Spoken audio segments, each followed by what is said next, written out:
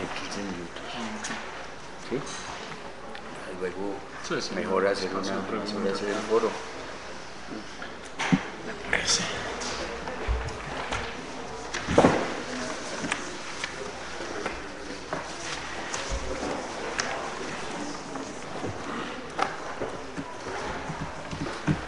Profesor Beethoven. Un placer.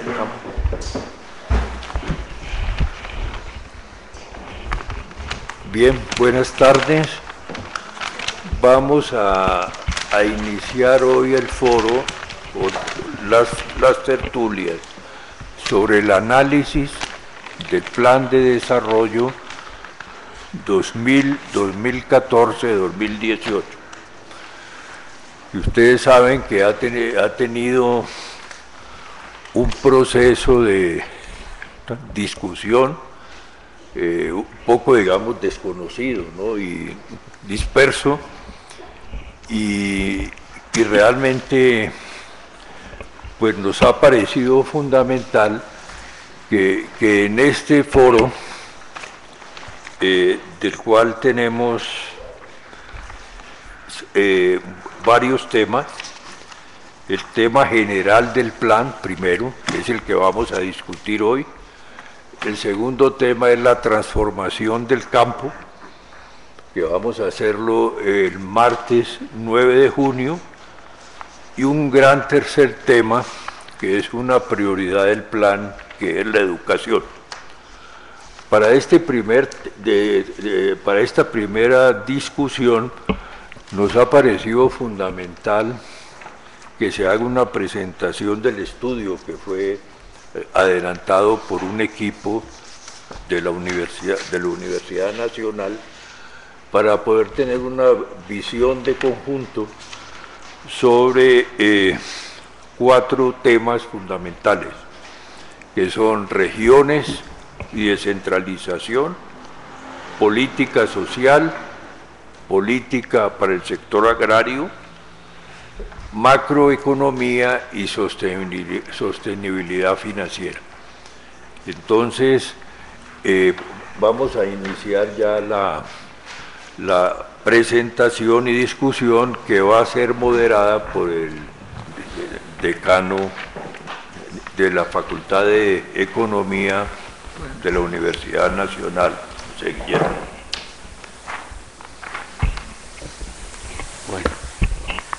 Bueno, un cordial saludo a todos los asistentes a esta tertulia foro del día de hoy.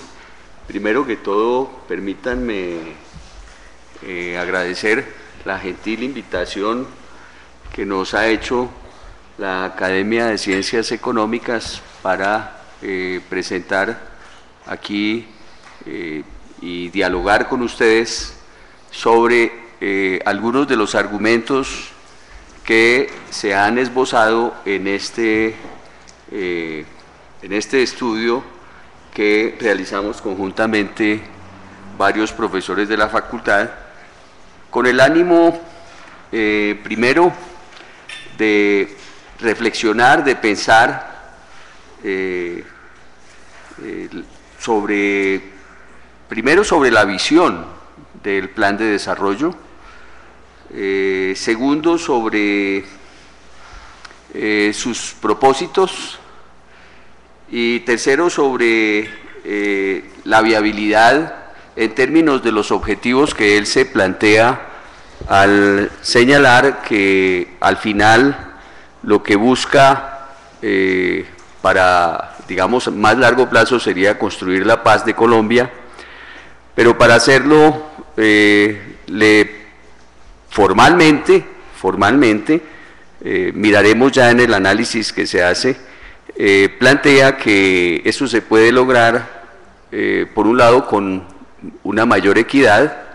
Sin embargo, es importante discutir qué visión hay de equidad en el plan, y por el otro lado se plantea como un elemento fundamental para esa equidad a la educación, que es otro tema importante del plan, que, como ustedes observan, aquí está programado para el 16 de junio, el tema de la educación. Entonces, claro, como hemos sido un grupo relativamente numeroso de colegas que hemos trabajado en el tema, de común acuerdo, pensamos que era bueno centrar el análisis del día de hoy en 4 de los temas que se trabajan en este documento que ustedes pueden tener a disposición en la página web de la facultad. Esos temas son, primero, el relacionado con las regiones y la descentralización. El problema de cómo efectivamente la política puede o no ser eficaz en ese tema. El otro punto que es muy importante es el de la política social, sabiendo que en Colombia existen grandes desequilibrios a ese nivel, con grandes grupos de población en condiciones de fragilidad económica. El tercer tema va a ser el tema también crucial para la construcción de la paz y de la sostenibilidad en el largo plazo, y es si se construye una solución, digamos, que le dé viabilidad y estabilidad al sector agrario, y eso se va a mirar también el día de hoy. Y en la última parte se va a hacer una cierre, es importante porque tiene que ver con el enfoque a nivel macroeconómico, que nos compete a los economistas, y el problema de cómo el diseño macroeconómico permite pensar en una sostenibilidad financiera tanto interna como externa. Entonces, en su orden vamos a desarrollar esos temas. El primer tema lo desarrollará el profesor Darío Indalecio Restrepo, a quienes le damos la palabra. ¿Cuánto tiempo? ¿Cuánto tiempo? 15 minutos, la idea es que tengamos 15 minutos en presentación de cada uno de los que intervienen, para que luego podamos tener un foro amplio con la participación de todos ustedes. Bueno, muy buenas noches, muy complacido de estar aquí, creo que por tercera vez en ya 30 años, ¿no? No son muchas. Un gran placer y un gran honor de estar con el profesor Reveis. Si no es responsable del primer ejercicio sistemático de planeación en el país, que tendría que ser necesariamente una planeación nacional y por tanto que considera las especificidades regionales, pues sí responsable del segundo, ¿no? El primero más biológico, más físico, más paisajista, más de la naturaleza, y el segundo introdujo variables más complejas en lo que significa un desarrollo regional. Eso para decir de entrada que esto que estamos llamando Plan Nacional de Desarrollo, construido por el Departamento Nacional de Planeación, ni es un ejercicio de planeación, ni en verdad es nacional, ni tampoco realmente tiene una visión, digamos, del desarrollo de la nación, jalonado o integrando o ampliando el desarrollo de cada una de sus regiones. Esta idea se abandonó. En la década de 60 se formuló el primer programa o plan de desarrollo, Alberto Lleras Camargo. Eran planes decenales, pero era un momento en que se suponía que el Estado tenía un liderazgo en la conducción del desarrollo económico, del bienestar de las personas y de la integración de los territorios y de la sociedad a ese desarrollo y a ese bienestar. Estaban de moda los planes a 10 años, ¿no? Pues la influencia y el peso político del vertiginoso crecimiento de los rusos y del comunismo en desarrollo, pues puso incluso a los países occidentales a desarrollar una vía de ampliación de los mercados, pero con una fuerte intervención desde el Estado. Entonces se trataba de articular una política económica.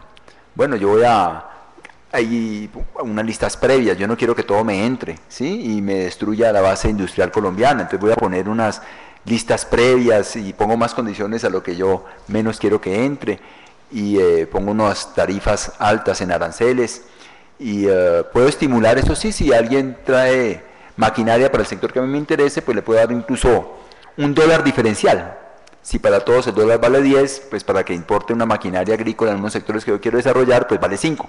Y así, una política comercial, monetaria, crediticia, exterior, que construía un espacio interno de lo económico y que prontamente se dio cuenta en los 60 y 70 que no era suficiente con esa política macroeconómica diferencial, si no tenía una estrategia de ampliación del mercado nacional por la vía de la ampliación de los mercados regionales. Es entonces que entra el profesor Reveis y otros, ¿sí?, a hacer estudios de qué depende el desarrollo regional, cómo ampliamos los mercados, cómo los integramos, entonces qué tanto infraestructura, qué tanto tecnología, qué tanto crédito, qué tanto... Bueno, hay todas esas discusiones apasionantes de la cresta de la intervención del Estado en el desarrollo de la década del 70, que paradójicamente también empieza el desmonte del aparato ideológico y de intervención del Estado en la economía. En el gobierno de César Gaviria en el año 90-94, y papá del actual director del Departamento Nacional de Planeación, y lo digo porque no es una mera casualidad, es la característica de un régimen patrimonialista, en lo político, como lo es en lo económico. Es una persona que no tiene estudios, digamos, que lo acrediten de planificador, no ha publicado absolutamente nada sobre el asunto, pero está dirigiendo la planeación del país, porque ya no hay planeación en el país, digamos, ¿no? En el sentido de cómo voy a ampliar un mercado nacional, cómo voy a integrar un mercado nacional y cómo eso supone necesariamente estrategias diferenciales de desarrollo regional. Eso se acabó, ese discurso, pero todavía tenemos, digamos, el cadáver de lo que llamamos la planeación y el cadáver de lo que se llama el Departamento Nacional de Planeación. Esa era una primera idea, algo provocadora, pero hagámosle justicia a la historia, en qué no estamos situados. Este ejercicio que se hace tiene una eficiencia simbólica y otra real. La eficiencia simbólica es articular, digamos, una tecnocracia que va a manejar una cierta direccionalidad del Estado, y entonces eso conforma un cierto cuerpo ideológico, programático, de esta, digamos, tecnopolítica en el manejo de los asuntos del Estado. Y también tiene un efecto, digamos, simbólico para ponernos a discutir a todas las clases sociales, a los gremios, a las academias, a las universidades, sobre la coherencia, incoherencia, las bases doctrinarias de ese plan, y hablamos demasiado sobre lo que quizá no tiene tanta importancia, la verdad. Fíjense que estamos en el Santos II, y el plan de Santos II ni siquiera evoca el plan de Santos I. Tenía 5 locomotoras, no hace el balance de qué tanto avanzaron las locomotoras y plantea otras estrategias y otras prioridades, siendo la continuidad de un programa y de una élite y de una, pues eso nos dice de la poca importancia real que tuvo el plan 1 en explicar exactamente las políticas que hizo gasto público. Importancia real y no solo simbólica. La importancia real es sacar un paquete de reformas legislativas, ¿sí?, que afectan más de 12 sectores, fast track, o sea, por vía rápida, una sola ley que ya dice esto se volvió ley, digamos, ley de leyes que va a condicionar reformas en 10 sectores. ¿Y con qué orientación? Orientación conocida, ¿no? Orientación de seguir incrementando la internacionalización de los espacios interiores, ¿sí?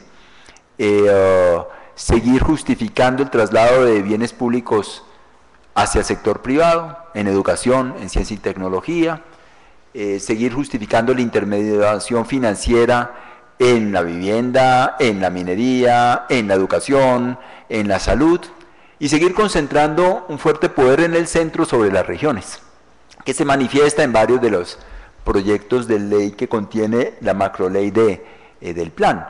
O sea, no le gustó a nada al gobierno nacional que no hubiera colaboración suficiente del alcalde Petro en los programas de vivienda, entonces ahora el plan dice, pues el gobierno nacional puede tener sus propios planes de vivienda y se pasa por encima de la autoridad local.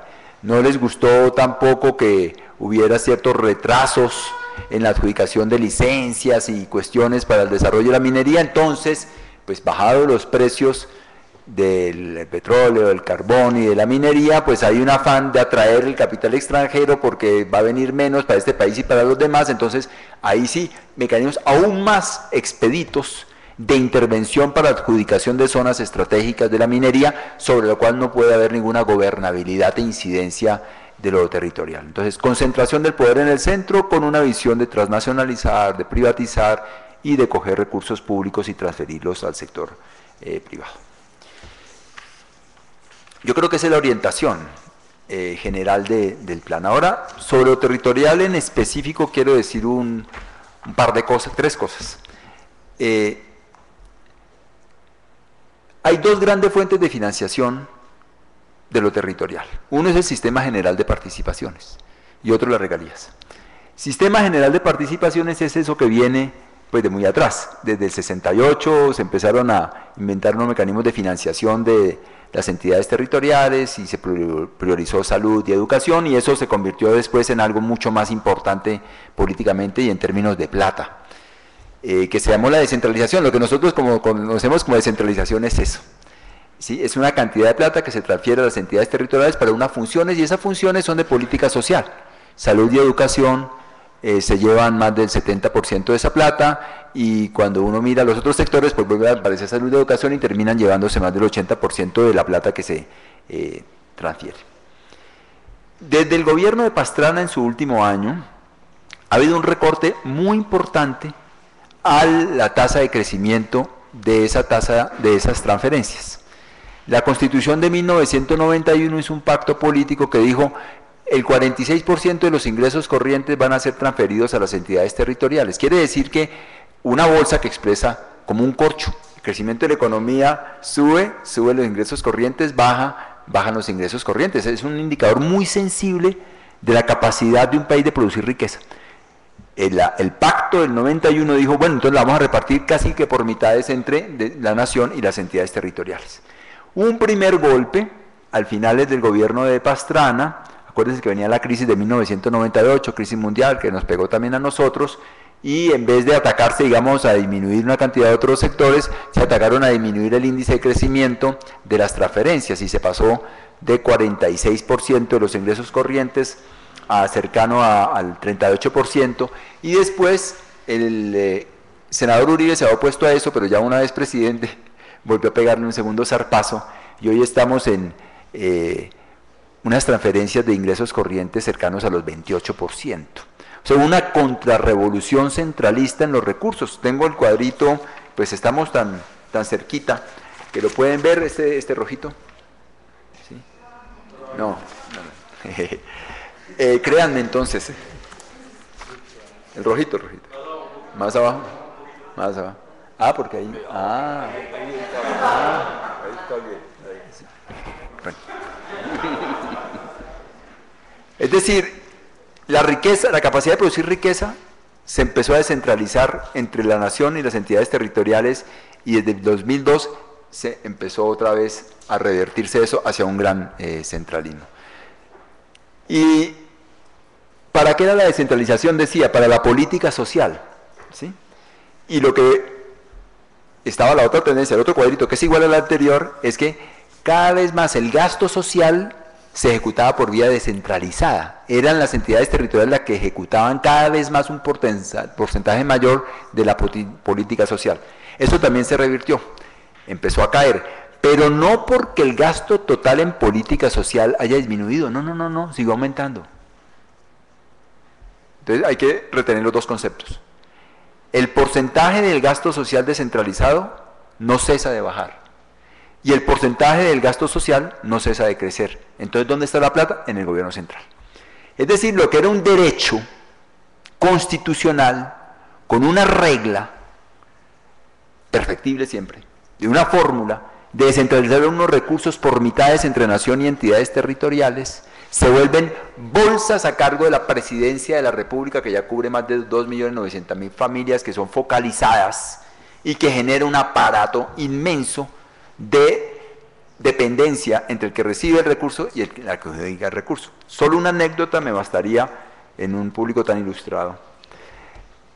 Una empleada en la casa que me ayudaba decía: yo no voy a votar porque eso no importa que uno vote, eso no tiene ningún peso. Y de pronto llega con una manija de color naranja. Y dice: ¿y eso qué es? No, es de la campaña de Santos 1. Pues Santos 1. ¿Y usted no es que no iba a votar? No, es que me llamaron y me dijeron que el subsidio que yo recibo para mis 3 hijos lo iba a perder si ganaba el doctor Mocus. Porque el doctor Mocus hablaba muy mal de la focalización y de la dependencia y de la asistencia, y él dice que hay que tener una política que se acerque a universalizar servicios. Entonces me dijo que si ganaba Mocus se perdía, así que yo voy a votar por el doctor Santos 1. Y pudiera llamarse de cualquier otra manera. O sea, ya no es un derecho, ya no es universal, ya no es por una regla que adjudica recursos, son bolsas gigantescas a cargo de la discrecionalidad del aparato paralelo al proceso de centralización a cargo de la Presidencia de la República para adjudicar recursos focalizados. El otro comentario sobre lo territorial, decía que eran 3, acelero para decir los otros 2, es que es descentralización de política social, no descentralización de política económica. Expresamente hubo un debate en la Constituyente del 91, donde Rudolf Gómez intervino de manera muy fuerte, y después Guillermo Pérrita muy fuerte, del Banco Mundial muy fuerte y claramente, no vamos a descentralizar política económica y políticas de desarrollo económico, esto es para política social, donde hay cofinanciación y los propios demandantes de la política tienen que participar cada vez más a través de impuestos locales en la financiación de esa política, ese es el objetivo. Y en política económica centralizada, con las orientaciones, digamos, de privatización y transnacionalización descritas. O sea que fue expreso no descentralizar política económica, políticas de desarrollo económico, que era lo que se había llegado en los 70, que no se podía ampliar ni integrar el mercado nacional si no fuera a través de políticas descentralizadas al económico. Entonces existe la bolsa de las regalías, pero las regalías es el saco para todo. Es la dispersión gigante de proyecticos y no está sometido a ningún criterio de transferencia respecto de equidad, respecto de coberturas de infraestructura, de déficit de vivienda, de déficit de empleo, de problemas de migración. O sea, no hay un debate que se pueda traducir en con qué criterio yo transfiero plata a las entidades territoriales para desarrollo económico y que sea un criterio debatible públicamente, sino un mecanismo, digamos, de compensación de la clase política territorial que funciona hasta ahora de maravillas para ese propósito. Y lo último comentario es sobre el proceso de paz. Van 3 borradores en La Habana firmados entre el gobierno y las FARC. No me he puesto a contar, pero hay más de una docena de veces donde se dice que la paz o el posconflicto tiene que tener un enfoque territorial y diferencial. Porque las realidades territoriales son diferenciales, porque las poblaciones son diferenciales. Está plagado de eso. Sin embargo, 2 cositas. En ningún lugar, o solo 1 o 2 veces, se menciona la palabra municipios o departamentos. Lo que se menciona es una responsabilidad del orden central con comunidades. Eso es centralismo, eso no es descentralización. Eso es el paroxismo del no reconocimiento del desarrollo territorial en lo económico y el desarrollo de la construcción de instituciones territoriales en lo administrativo y en lo político para tener una relación directa centro-periferia en la adjudicación de una cantidad de recursos.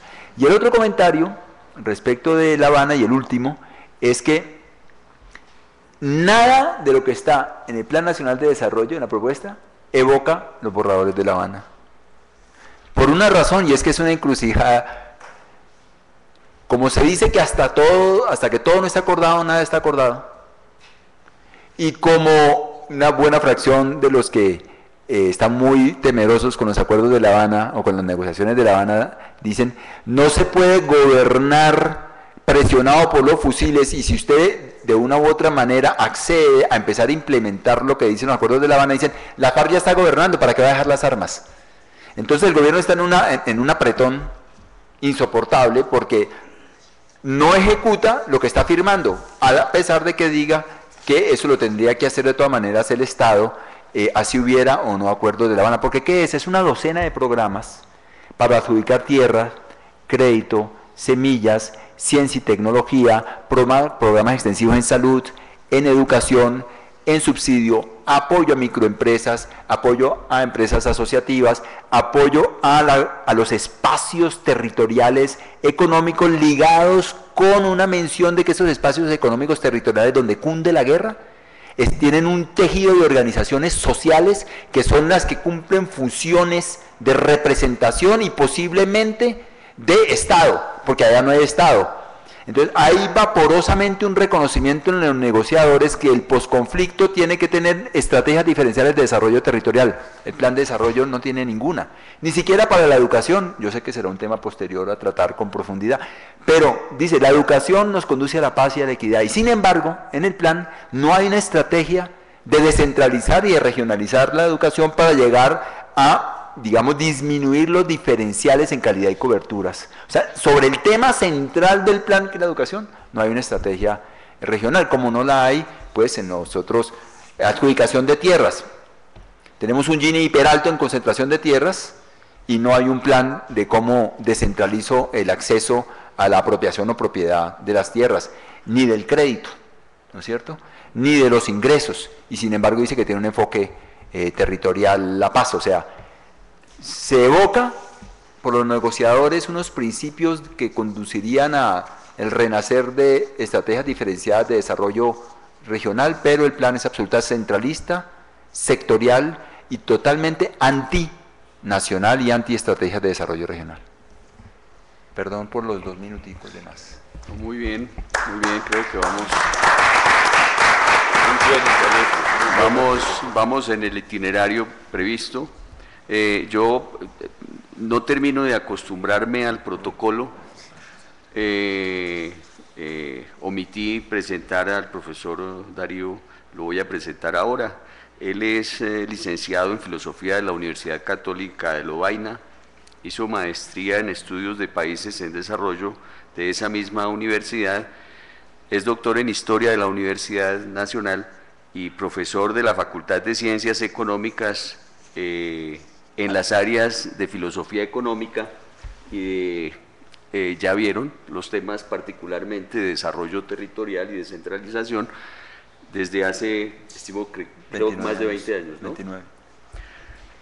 Bueno, ahora en el orden de la palabra vamos a presentar al profesor Francesco Bogliacino, quien nos va a presentar el tema de la política social en el plan de desarrollo.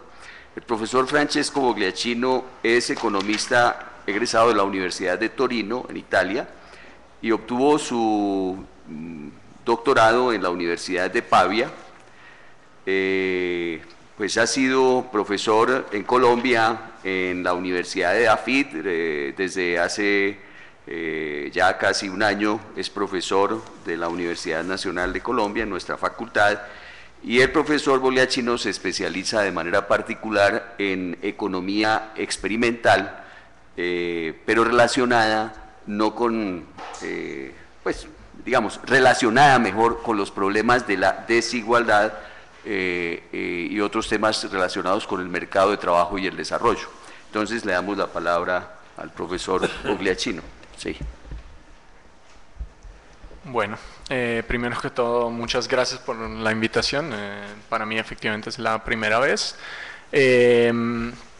Voy a empezar por donde siempre empecé, en el sentido de que he sido entrevistado varias veces por la prensa relacionado con este documento que elaboramos en la universidad, y siempre empiezo con una dificultad de fondo, que es uno lee el Plan Nacional de Desarrollo y donde se declara que los pilares básicos son paz, equidad y educación, y obviamente nadie está en contra de paz, equidad y educación. Entonces es como decir, estamos con los buenos en contra de los malos, y esto, digamos, es patrimonio de todo el mundo. Pero hay un tema fundamental a la hora de la discusión que hay que tener presente, es decir, dentro del Plan Nacional de Desarrollo se incluye unas bases, y estas bases se consideran a partir del artículo 1, creo, como integrante del Plan Nacional de Desarrollo, pero hay el verdadero plan es el articulado de 268 artículos, y si uno va a ver el texto, efectivamente ahí el problema es que hay un problema de cómo ha sido definido, que va en conflicto con lo que debería ser un plan. Hay artículos que hablan de, obviamente, el diseño internacional afrodescendiente, de los juegos de azar, del sistema estadístico nacional, las rutas sociales de Satena, la política pública de defensa de los derechos de los animales y cosas de este tipo. Entonces es difícil cuando uno se acerca al texto del articulado verdaderamente ver alguna forma de respeto hacia las directrices generales. Pero también en esas directrices generales hay problemas que yo creo deberían ser discutidos porque van a afectar el futuro de este país en los próximos años. Primero que todo, El tema de la equidad, se habla de equidad y no de desigualdad, y yo creo que no es casual, porque la desigualdad todos sabemos qué es, la equidad podemos estar a discutir toda la vida. Se habla de la equidad desde una perspectiva estrictamente estática, y eso yo creo que es un reflejo, digamos por conocimiento personal, es un reflejo de la consultoría de la OECD en este documento. Entonces, siempre el tema de hablar de equidad como si todo fuera bien, ¿no? Y el problema, y hablará el profesor Misaglia un poco al final, es que hay que hablar desde una perspectiva dinámica, teniendo en cuenta de cuál es la senda de desarrollo del país. En particular me refiero a que si no tenemos en cuenta lo que vaya a pasar siempre y cuando la estabilidad financiera no sea garantizada, los efectos sobre la desigualdad van a ser devastadores, porque sabemos por 30 años y más de experiencia que a frente de problemas de sostenibilidad de los países, las primeras cosas que se hacen son las políticas de deflación interna, y esas políticas tienen un efecto muy fuerte sobre la desigualdad. El segundo tema es que se trabaja desde tema general, digamos, antes de entrar en detalles, es que la desigualdad uno la puede ver desde una perspectiva horizontal y desde una perspectiva más dinámica o vertical, que tiene que ver con la movilidad social. Y el plan hace un gran llamado al tema de cambiar las condiciones de movilidad social en Colombia, pero lo hace desde una perspectiva estrictamente limitada al tema de educación, y esto es no reconocer los problemas que tiene el país, y en el sentido de que el problema de movilidad social en Colombia tiene una serie de determinantes estructurales que no son abordadas. El enfoque en general de política social es un enfoque muy de emprendimiento, entonces de responsabilización individual de las causas de los problemas, y eso es un llamado a no tomarse responsabilidad, yo creo, en muchos casos. Y la última consideración general, y eso me permite entrar un poquito en detalle, es que si, pues como el profesor Restrepo hizo una provocación, yo también hago una provocación, y uno tiene la impresión, leyendo las bases, que estamos hablando de Suiza, ¿ok? Entonces uno a Tulcán debería poner o sea, de acuerdo a la tecnocracia de este país, de verdad, en Tulcán uno debería poner un cartel o bienvenido a Suiza. Y me refiero a algunas cosas. Primero, ya se habló del tema del posconflicto. O sea, el posconflicto, claro, no se podía incluir en el plan porque obviamente había un tema de polarización política en esto, había un tema relacionado con los acuerdos, nada está decidido hasta que todo está decidido, pero ya sabemos que si vamos a firmar un acuerdo, vamos a tener problemas específicos que requieren intervenciones en términos también de política social. Primero, ya sabemos que van a haber los colados de la paz, exactamente como pasó con el acuerdo con los paramilitares. Entonces, el compromiso que vamos a tener en términos de gasto es mucho más grande de lo que se está planteando en términos de los efectivos. Segunda cosa, es más que probable que haya un crecimiento de la tasa de violencia. Esto pasa en cualquier acuerdo de paz, porque obviamente o encontramos una solución económica para todos los que están ahí, o evidentemente hay que, digamos, muchos entrarán en la delincuencia común. Segunda cosa, hay puntos planteados que requieren un compromiso en términos de gasto público que no se aborda desde ninguna perspectiva en el Plan Nacional de Desarrollo, y estamos hablando de un compromiso muy fuerte en una condición estructural como la colombiana, donde el sistema tributario es un sistema completamente delirante, tiene un recaudo fiscal de impuestos directos que es menos del 1% del PIB, o sea, bajo desde cualquier perspectiva, y obviamente en una situación de riesgo externo que impone, como de hecho ya fue adoptada una regla de política fiscal interna. Entonces, esto es el primer elemento de esta Suiza que nos están describiendo. El segundo punto es, si vamos a ver los números relacionados, o sea, en concreto, nos estamos olvidando una cosa fundamental, o sea, este es un país que tiene 7 millones de víctimas, ¿ok? Los fondos para el goce de derechos es menos del 1% del PIB en 4 años, o sea, de estos 7 millones de víctimas, para darle un ejemplo, en ningún acuerdo de paz, o sea, de conflicto, hubo una cantidad de víctimas tan grande. O sea, los acuerdos más parecidos, donde se determinaron políticas más parecidas al caso colombiano, el monto de víctimas que fueron efectivamente apoyadas de alguna forma por el Estado es alrededor del 1% de la población. Háganse la cuenta de cuánto es 7 millones sobre el total colombiano. Segunda cosa, ni siquiera sabemos exactamente cuántas tienen que recibir la tierra por la ley de restitución. De acuerdo a los cálculos que yo he visto publicados en Foco Económico, estamos hablando de un gasto alrededor del 13% del PIB. El 13% del PIB es el total del gasto en política social en Colombia. Entonces hay que financiarla. Segunda cosa, transformación del campo, ¿ok? O sea, en el rubro de transformación del campo se habla de cerrar la brecha rural con 1 billón de pesos. Okay. Alternativa para el empleo, 0.01% del PIB en 4 años, ¿okay? Y dejen sobrados. Entonces, hay un problema, yo creo, de realismo de los objetivos planteados y de lo que se puede hacer en términos de cubrirlo, teniendo en cuenta, repito, de que el margen es muy restringido porque depende típicamente de lo que va a pasar con el precio del petróleo por las cuestiones tributarias y externas que estaba mencionando antes. Ahora, en términos de política, digamos, para la equidad, lo que sí se ha logrado obviamente es una mayor inclusión, porque el país ha tenido crecimiento económico, inclusión laboral me refiero, y obviamente algo se ha obtenido a través de las políticas de subsidio focalizado y en particular el tema de familias en acción.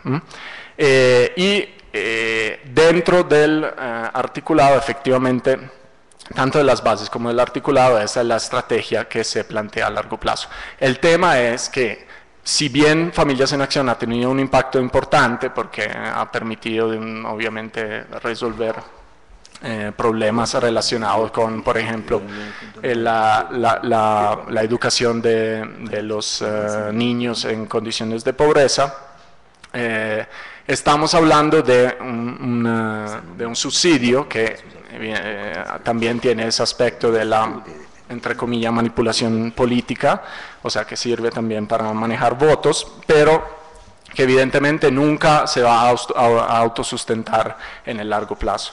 Lo que sí no se ha logrado,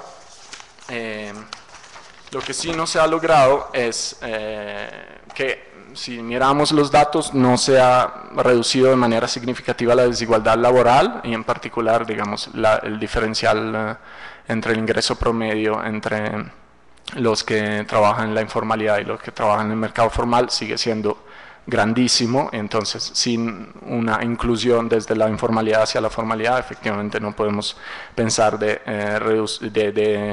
reducir la desigualdad en el país. Segunda cosa, obviamente no se aborda el tema de la tributación, no hay un rebalanceo entre capital y trabajo. Todas las políticas externas, y sobre esto hablará Marco Misaglia, obviamente son políticas que favorecen el capital, y el tema que el capital es más concentrado del trabajo, entonces si sube la cuota del capital, obviamente sube la desigualdad. No se aborda el tema de la estabilidad, y entonces a largo plazo obviamente hay que tener en cuenta de que es suficiente un episodio de inestabilidad financiera para tener como consecuencia cancelar los progresos de los últimos años. No se habla en ningún lado de segregación, por ejemplo, ¿okay? Una de las fuentes de la desigualdad también es la segregación social. Y no hay una manera de plantear un superamiento, digamos, del targeting en las políticas sociales. Las últimas dos cosas.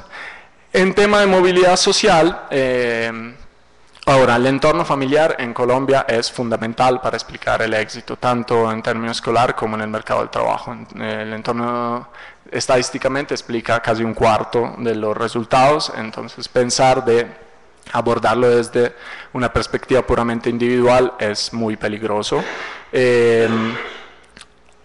Por lo tanto, abordarlo solamente desde la perspectiva de educación es complicado. Además, lo aborda a través de un instrumento que es el crédito beca, que otra vez individualiza, responsabiliza y favorece el acceso a deuda por parte de las nuevas generaciones, y lo que sabemos de los países donde se han implementado este sistema es que Estados Unidos ahora tiene un problema espantoso de deuda de los jóvenes, o sea, la nueva generación, y hasta los países más igualitarios, o sea, los países escandinavos que han seguido esa política de acceso a educación superior, en este caso a través del crédito, ahora tienen efectivamente problema de desigualdad de la riqueza relacionado con esto. Y finalmente, la última cosa, es también el tema de la emprenditorialidad, o sea, pensar de que toda la solución sea de favorecer de alguna manera el emprendimiento por parte de los pobres, es otra manera de individualizar las responsabilidades y no enfrentar las temáticas estructurales que están dentro de la distribución del ingreso en este país. Muchas gracias.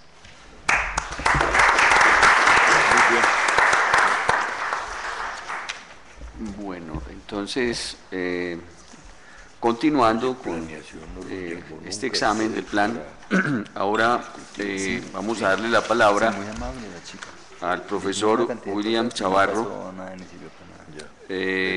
William Chavarro es egresado economista de la Universidad Nacional de Colombia, con maestría en estudios sobre desarrollo rural de la Pontificia Universidad Javeriana.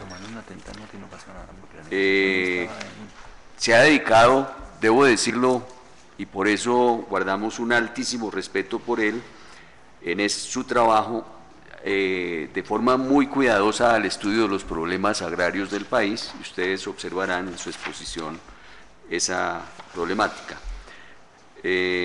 Entonces, William, por favor.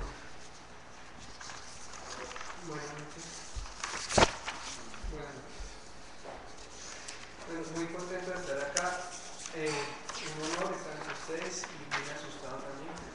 Nunca se acostumbra a hablar delante de la gente. Bueno, sí, en la parte del estudio que yo hice, a la que estuve acá, fue sobre el sector agrario. Bueno, sí. Y el sector agrario. Sí, está bueno. El sector, ya, gracias. Y el sector agrario, pues, a primera vista parece un tema bien aburrido porque allá nunca pasa nada.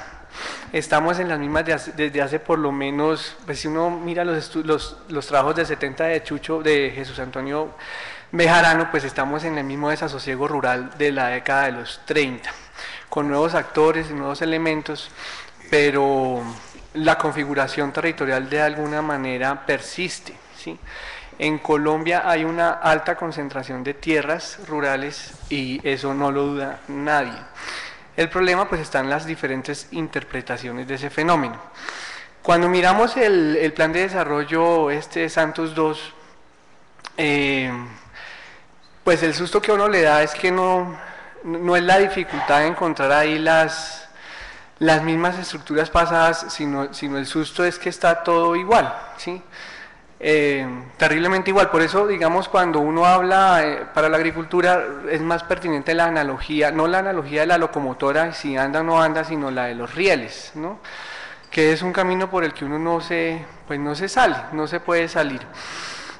A pesar de aburrido, pues a mí me parece muy interesante el asunto agrario porque creo que nos ofrece una oportunidad maravillosa y es poder repensar el capitalismo o un modo de producción capitalista, no solamente en términos de un modo de distribución, que digamos es lo que ha venido pasando crecientemente en los últimos bastantes años, pensar y repensar cómo es que un sistema capitalista distribuye, o más bien, sí, distribuye concentradamente cada vez más recursos, sino que la agricultura nos da la oportunidad de pensar una economía capitalista como un modo de producción, que algunos dicen que fue uno de los principales avances de la obra de Carlos Marx, preguntarse cómo es que se produce en el capitalismo. Y esa pregunta pues nos lleva a una cuestión tecnológica.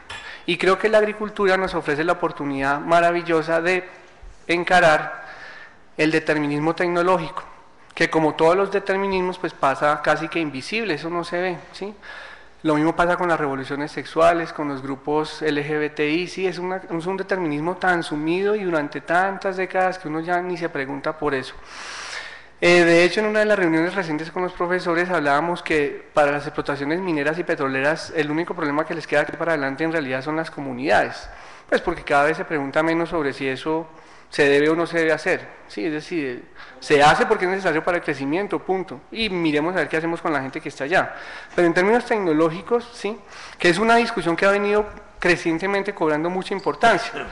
Desde la publicación de Rachel Carson a finales de los 60 de la primavera silenciosa. Creo que hoy los herederos de ese movimiento hippie de el amor puede salvar el planeta ha vuelto a coger mucha fuerza. Y creo que la agricultura en particular nos abre puertas y ventanas a esa perspectiva. ¿Por qué? Pues porque allá tenemos todavía, aunque en vía de extinción, lo que uno llama economías campesinas, ¿sí? Que son sistemas productivos no capitalistas.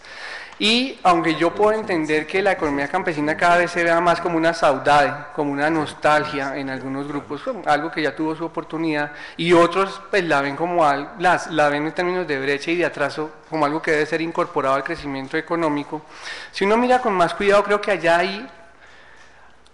hay un universo tecnológico por redescubrir y revalorar. Pues no estoy diciendo nada nuevo, digamos, ustedes pueden llamar eso agricultura ecológica, agricultura biológica, agricultura alternativa, en fin. Creo que ese tipo de producción nos ofrece esa oportunidad. Cuando uno mira el plan de desarrollo, pues eso no aparece por ningún lado, ¿sí? Entonces la lectura que yo hice de los temas agrarios en el plan de desarrollo, además que pues además ahí hay dos ejes, ¿no? Transformación del campo y crecimiento verde, pues en realidad está como más disperso a lo largo del plan. La lectura que yo hice fue desde esa perspectiva, desde hombre, ¿cómo podemos preguntarnos un sistema capitalista ya no solamente como un modo de distribución, sino como un modo de producción? Y por eso es que yo la miro o la intenté leer desde la economía campesina. Conclusión, pues ahí no cabe la economía campesina por ningún lado, no está y no está. Yo recuerdo recién fue elegido Santos I, una pequeña discusiones en círculos académicos sobre que el patrón agrario con Santos iba a cambiar, porque yo recuerdo recién él fue elegido, prometió 2 zonas de reserva en Montes de María, de hecho las están haciendo, y le devolvió la personalidad jurídica a zonas de reserva como Cimitarra, que había estado muy perseguido durante el gobierno de Uribe. Entonces eso como que sentó algunas esperanzas de que con ese señor algo iba a cambiar en el mundo rural. Nada, pues en realidad no cambió nada y eso pues no sorprende de ninguna manera. Se retoman los mismos elementos que han venido configurando el riel, ¿sí? del sector agrario, y en particular cobran explícita fuerza 3 elementos que son, primero, pues digamos, la tenencia de la tierra sigue tratándose con un profundo desdén, y para enfrentar esa situación, lo que yo les decía, nadie niega que la tierra está concentrada, pero depende usted cómo lo interprete.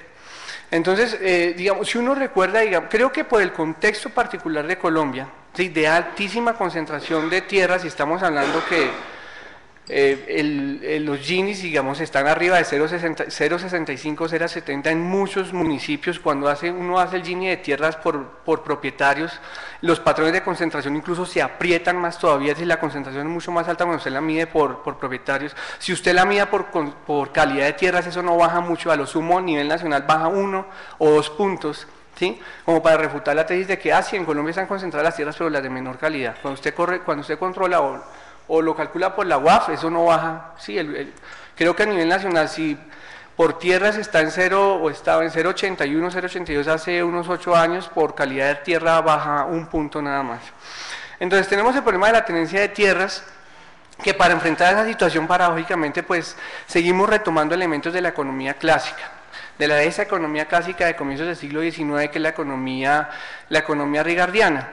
En ese modelo económico, pues la concentración de tierras per se no es mala, ¿sí? Y el terrateniente, de hecho, en Ricardo, en esa economía clásica, no era un parásito, pues el que viene a decir que es un parásito es Marx, y después en la economía marginalista también la percepción del terrateniente cambia, pero en la economía clásica, y creo yo que está más viva en este plan de desarrollo que nunca, el terrateniente no es un parásito, no es un actor que perjudique el crecimiento económico, y la concentración de tierras per se no es mala, lo que hay que hacer es ingresarla o meterla en procesos productivos, no necesariamente redistribuirla.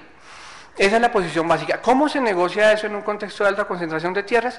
Pues con una figura que también tiene más de un siglo, que son los famosos derechos de superficie.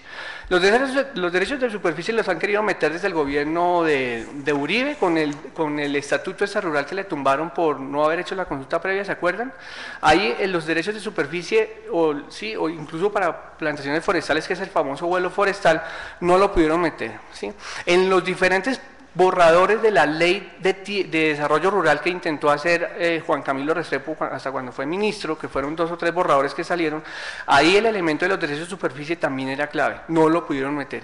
Y aquí pues lo están metiendo con toda la fuerza. El asunto es que cuando uno mira el proyecto de ley y la ley aprobada, ahí no sé, creo que no aparece por ninguna parte lo de los derechos de uso, derechos de superficie, todo eso está en las bases, que las meten enteritas, creo que es en el artículo 2 o 3 de la ley. Entonces digamos que los sustantivos, los supuestos que sustentan las proposiciones de política en lo agrario, en el proyecto de ley, están reservadas a las bases. Entonces en las bases usted no encuentra los derechos de superficie, que es una cosa clave para poder negociar el uso en la concentración de tierras. Cuando la SAC dice, ¿sí? Y ahí hay una fisura entre las élites, cuando la SAC dice que Fedegan podría producir la misma cantidad de carne que está produciendo, pero con 20 millones de hectáreas menos, es eso. Sí, es eso, denos tierra, no vamos a tocar la propiedad, déjenos la que nosotros sí la podemos usar.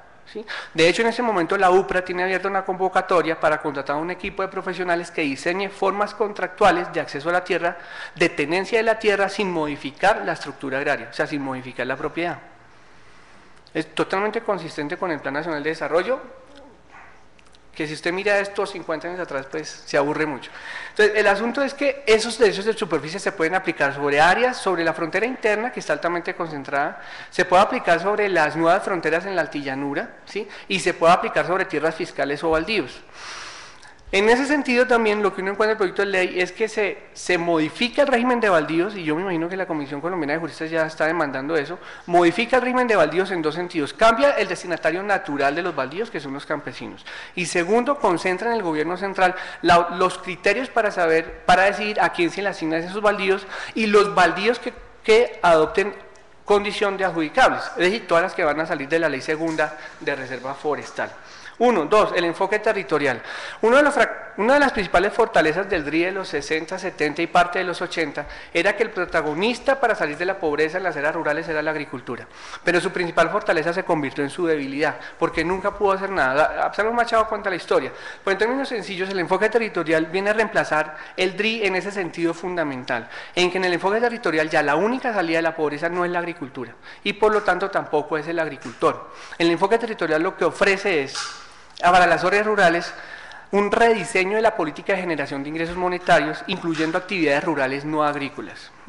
En eso es fundamental, para abrir paso a la agroindustria, ¿sí? Para flexibilizar las nóminas, poder reubicar la gente. El enfoque territorial en última no es como el plan nacional la llama, pasar de pobres a productores, sino es una reorganización territorial del espacio y del trabajo para poder ubicar la gente que en la agricultura definitivamente no cabe. ¿Y por qué no cabe? Pues por el patrón, pues por cómo se produce en el capitalismo, ¿sí? Que es el mismo patrón tecnológico estamos construyéndolo hace 5 siglos, ¿sí? A medida que el ingreso de un país crece, la agricultura es menos importante en términos relativos en empleo y en PIB. Entonces, ahí la agricultura tiene que sacar gente en términos reales, ¿sí? Mandarla para otro lado. No podemos seguir, no hay un lugar para la economía campesina que es intensiva de trabajo si no cambiamos o no nos cuestionamos primero ese patrón tecnológico fundamental, como se piensa el crecimiento económico. Y ya para terminar, las bases, listo, la economía campesina ya lo dije, entonces digamos es una oportunidad de repensar la manera de producir, de generar empleo, de preguntarnos por la salud del planeta y la salud de los trabajadores y los habitantes del campo por fuera de la lógica o de la tecnología campesina. Muchas gracias.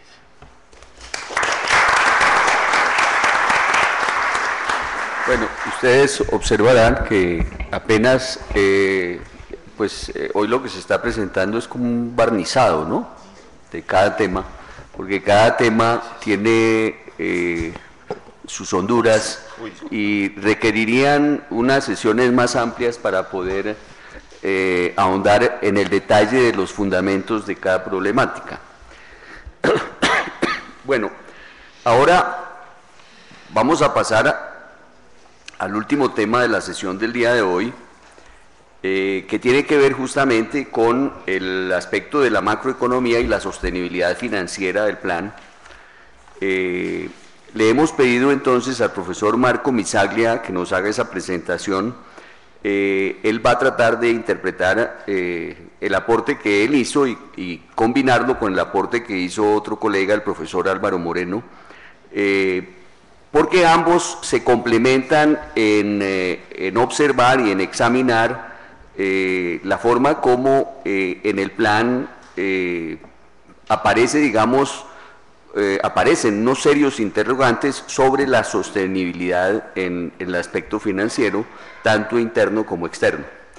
Señalo, el profesor Marco Missaglia es economista y doctor en economía de la Universidad de Pavia, Italia. Ha sido profesor también en la Universidad de Bethlehem en Jerusalén, creo. Jerusalén. Y en Colombia, en Italia fue también profesor en la Universidad de Pavia, y en Colombia ha sido profesor en un convenio que la Universidad de Pavia ha tenido con la Universidad de San Buenaventura en Cartagena, y desde hace 3 años forma parte del cuerpo docente de nuestra facultad en la Universidad Nacional. Profesor Marco. Muchas gracias. Buenas noches a todas y todos. Quiero primero que todo agradecer a la Academia por la invitación, agradecerle también al señor decano que nos dio la oportunidad, digamos, juntos con los demás colegas de desarrollar esta reflexión sobre el plan de desarrollo y el futuro de Colombia, digamos. Antes de entrar en los detalles de mi presentación, quiero aclarar que yo voy a hablar, digamos, de las bases del plan, no voy a hablar del articulado. Y como lo subrayaba el profesor Bogliacino, hay muchas diferencias entre los dos documentos. Hablando, digamos, con colegas, amigos, etcétera, muchos dicen, bueno, las bases no tienen mucha importancia porque de hecho lo que importa es el articulado. La verdad es que yo no comparto esta visión, en el sentido que sí, el articulado, digamos, obviamente tiene la obligación de la ley, revela lo que según la ley un gobierno debería hacer en los próximos años. Sin embargo, las bases revelan algo aún más importante, o sea, revelan la cultura de un gobierno. Y por eso le doy por lo menos la misma importancia a las bases que al articulado. Las bases revelan la cultura, el marco analítico con el que un gobierno piensa la economía, piensa la sociedad. Entonces, hay que darle, creo yo, mucha importancia. Bueno, yo voy a hablar de temas macroeconómicos y entro de una vez, digamos, en el corazón de las previsiones del plan de desarrollo. De acuerdo a las bases del plan de desarrollo, en los próximos 4 años, el Gini pasaría de 53.9 a 52.2%, entonces va a mejorar de acuerdo a esos números la distribución personal del ingreso.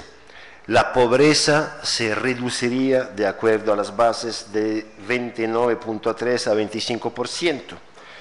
La tasa de desempleo pasaría de 9.8 a 8%.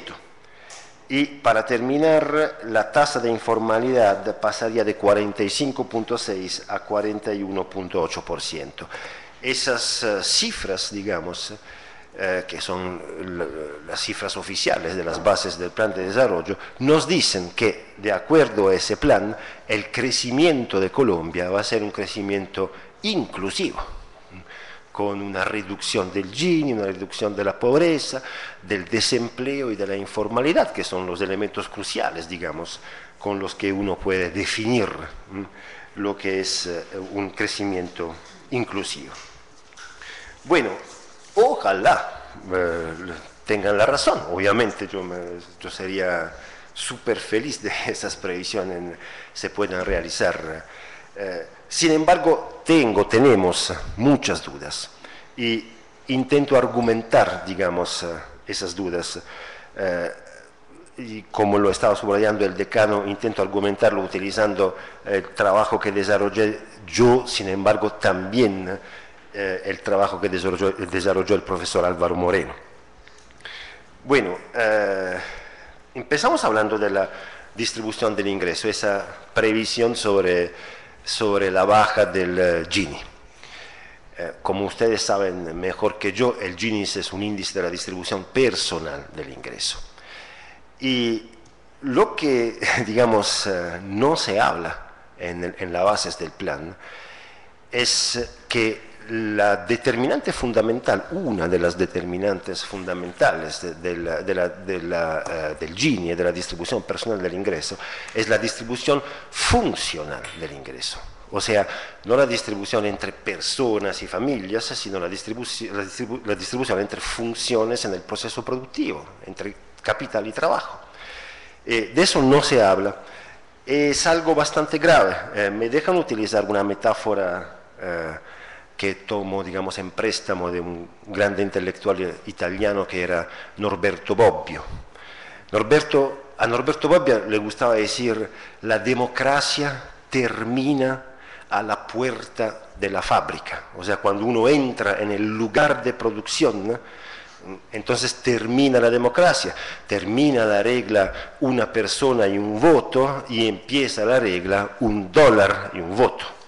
Me dejan utilizar esa misma metáfora, digamos. La economía comienza adentro de la fábrica, antes de salir la puerta de la fábrica. La distribución funcional tiene una prioridad lógica y cronológica, diría yo, con respecto a la distribución personal del ingreso. Infortunadamente, en los últimos años, con la maravillosa excepción de Tomás Piketty, casi todos los estudios sobre la distribución siempre hablan de la personal sin nunca hablar de la funcional, olvidándose, digo yo, de esa prioridad lógica y cronológica. Bueno, mirando la distribución funcional del ingreso, hay que decir lo siguiente: en los últimos años, en Colombia, como en casi todo el mundo, esa no es una excepción colombiana, la distribución personal del ingreso ha empeorado, en el sentido que ha bajado de forma bastante importante la participación de los ingresos de trabajo en el total. Y de acuerdo a unas simulaciones realizadas por el profesor Álvaro Moreno, la distribución personal seguirá empeorando. En particular, los salarios pasarán de representar el 41.7% en 2012 al 38.4% en 2018. Eso se debe a muchas razones. Las reformas, digamos, de flexibilización del mercado del trabajo es una razón importante. La conducta de la política monetaria, la regla de Taylor, es otra razón importante. Sobre todo, diría yo, la política de apertura de Colombia en los últimos 15, 20 años. Eso ha sido determinante, digamos, como causa del empeoramiento de la distribución funcional del ingreso. Siempre cuando un país se globaliza, se abre, baja la cuota de los ingresos laborales. Bueno, hay muchísimos estudios, muchísimos, para Colombia y para el mundo en general, que demuestran que hay una correlación negativa fuertísima entre distribución funcional y personal. Si entonces uno toma en cuenta esta tendencia de la distribución funcional del ingreso, el Gini en los próximos años no va a mejorar, sino a empeorar. Solamente debido a lo que le va a pasar a la distribución funcional. Y de acuerdo a los cálculos realizados del profesor Moreno, en particular el Gini aumentará a 54.4 en 2018. Digamos, la intuición, más allá del numerito, que como tal no es tan importante, es esta. La distribución funcional es prioritaria, lógicamente y cronológicamente. Y por las razones que he intentado analizar muy rápidamente, digamos, va a empeorar, y entonces, sin políticas sociales mucho más agresivas, también el Gini va a empeorar. Y con eso, muy probablemente se puede decir que el crecimiento de Colombia no va a ser inclusivo, sino excluyente. Eso es lo que más probablemente va a pasar. Otro punto macroeconómicamente importante se refiere, digamos, a la sostenibilidad del patrón de crecimiento colombiano. Intento ser lo más concreto posible. Ustedes saben que si toman las cuentas nacionales y calculan la suma de tres diferencias, la diferencia entre ahorro y inversiones del sector privado, o sea, empresas y familias, más la diferencia entre ingreso del gobierno y gasto del gobierno, más la diferencia entre importaciones y exportaciones, esta suma siempre es igual a cero, por definición, en las cuentas nacionales. ¿Okay? Se trata de los así llamados balances financieros de los sectores institucionales, sector privado, sector público, sector externo, digamos. Y muchísimas veces, no solamente los que redactaron el Plan Nacional de Desarrollo, sino muchísimos economistas en el mundo, se olvidan, literalmente se olvidan, que la suma de esos tres balances siempre es cero, en cualquier país, en cualquier momento. La implicación es muy fuerte, porque tomamos un país, Colombia, obviamente, por ejemplo, en el que hay un déficit importante, voy a hablar de eso en la última parte de mi presentación, un déficit importante de la cuenta corriente, o sea, las importaciones son mucho más elevadas que las exportaciones. Esto es el balance financiero del sector externo. Un país en el que hay un superávit fiscal primario, y en ese país, necesariamente, debido a que esa suma era igual a cero, el sector privado tiene un déficit en su balance financiero. Porque eso es así por las cuentas nacionales, tiene que ser así, y nunca tenemos que olvidarlo. Un país en el que se desarrolla sistemáticamente un déficit de cuenta corriente y en el que el gobierno siempre, digamos, tiene como objetivo un superávit fiscal o un déficit muy contenido, es un país donde el sector privado tiene que endeudarse, necesariamente. Y eso es exactamente lo que ha pasado en Colombia a lo largo de las últimas 2 décadas. Hay en particular un número que yo evalúo como digamos, muy contundente, que es el siguiente.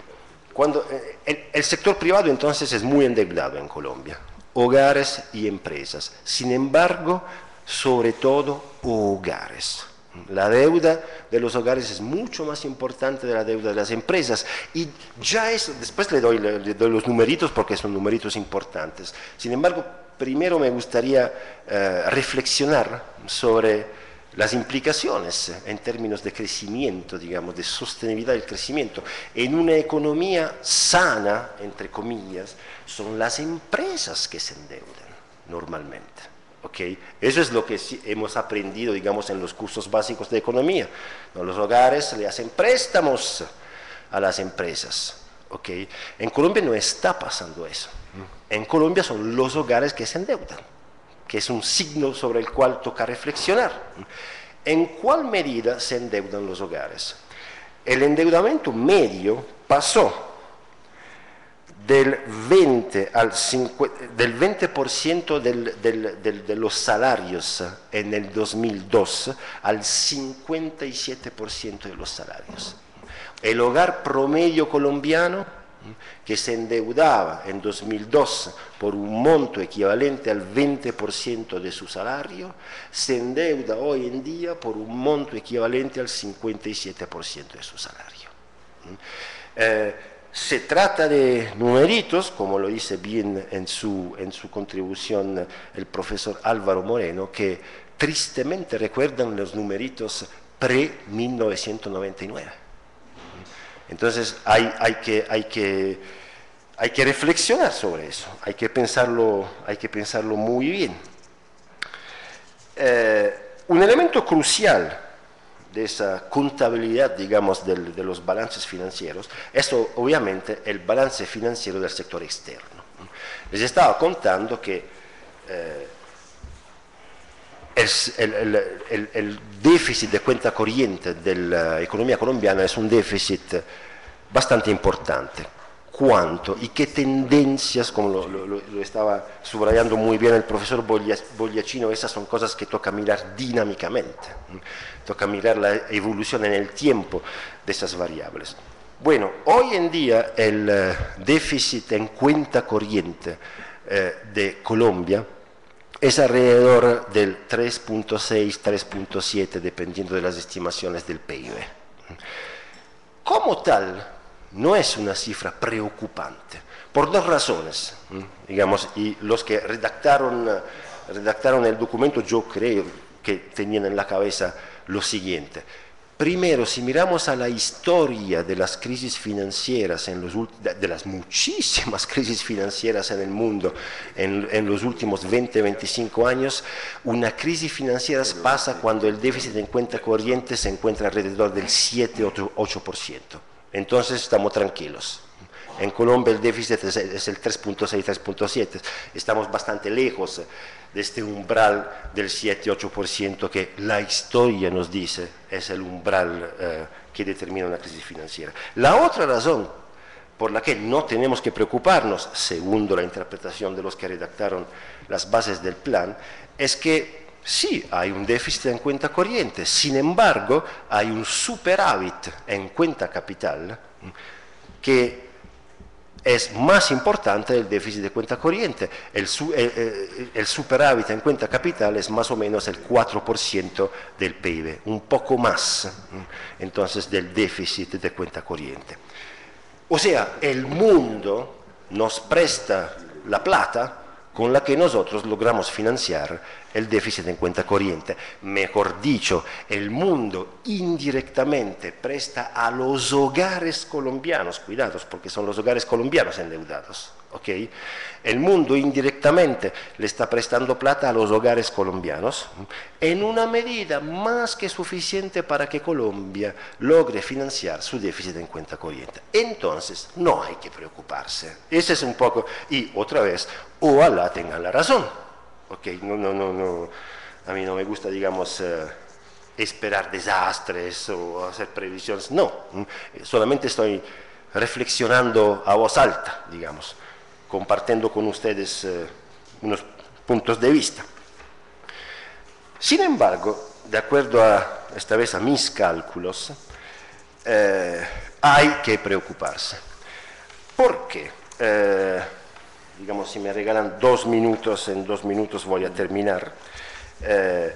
Básicamente por lo siguiente: de acuerdo a las previsiones oficiales del gobierno de Colombia y a lo que hay en las bases del plan de desarrollo, el déficit en cuenta corriente colombiano seguirá siendo alrededor del 3.7 hasta 4% del PIB de aquí hasta 2024.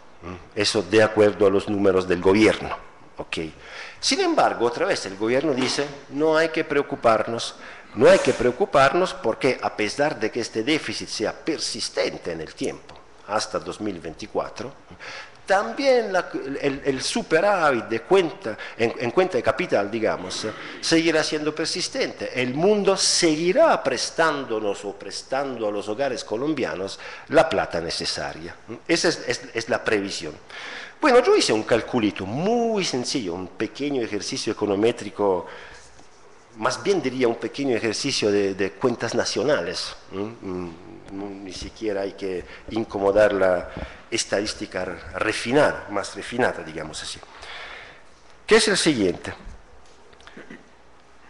¿Cuál tiene que ser la evolución de las exportaciones no petroleras colombianas para que las previsiones del gobierno se puedan realizar? ¿Okay? Tomando en cuenta distintos elementos, tomando en cuenta que el gobierno mismo dice que, por ejemplo, las entradas de capitales debidas a las inversiones extranjeras directas, las multinacionales, van a bajar, porque en ese momento, digamos, por el resto del mundo el sector minero energético es mucho menos interesante de lo que era hace 2, 3, 5 años. ¿Okay? Entonces, esa entrada de capital seguramente va a bajar. Entonces, tomando en cuenta esos distintos elementos y los números del gobierno, ¿cuánto tendrían que subir las exportaciones no petroleras colombianas para que se realicen las previsiones del gobierno? Muchísimo. Según mis cálculos, el porcentaje sobre el PIB de las exportaciones no petroleras tendría que subir desde el actual 9% hasta por lo menos 13-14%, dependiendo de la evolución de otras variables. ¿Okay? Y eso es un incremento, en mi opinión, impresionante.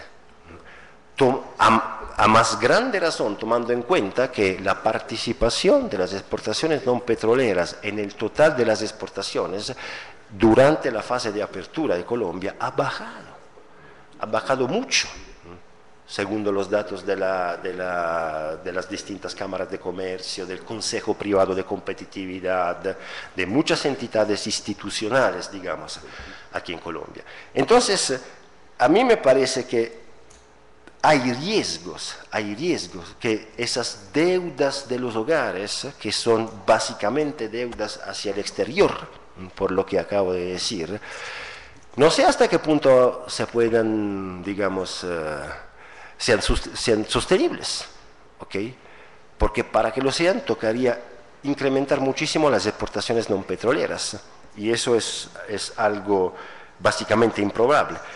Termino diciendo entonces lo siguiente: hay riesgos financieros macroeconómicos muy fuertes.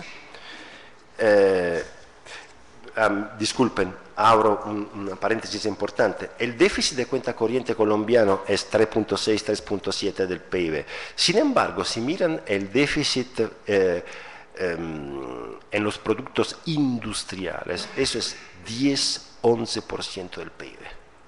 Es altísimo. El déficit comercial colombiano es mucho más alto del 3.6 y el déficit en cuenta corriente es un poco más bajo por otras razones. Sin embargo, por los otros elementos que básicamente las remesas de los colombianos que trabajan afuera del país, etc.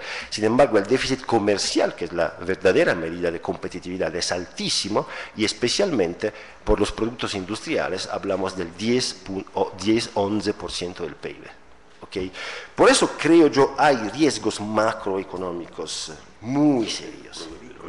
Y normalmente los gobiernos en un mundo globalizado reaccionan a esos riesgos con políticas de deflación internas, con políticas de austeridad, con políticas estilo europeo, digamos, Europa en los últimos 10-15 años. Es un riesgo enorme. Y si quieren el debate podríamos hablar de lo que en mi opinión tocaría hacer, digamos, para para regresar a un camino de crecimiento más sostenible en el tiempo.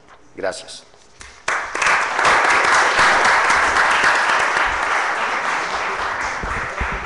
Bueno, entonces, como observarán, es apenas una aproximación a estos temas. Ahora quiero recordarles, de todas maneras, vamos a hacer una presentación un poco más exhaustiva de estos trabajos el miércoles de la próxima semana, en el auditorio principal de nuestra facultad, entre las 9 y las 12 o 1 de la tarde, para quienes quieran asistir.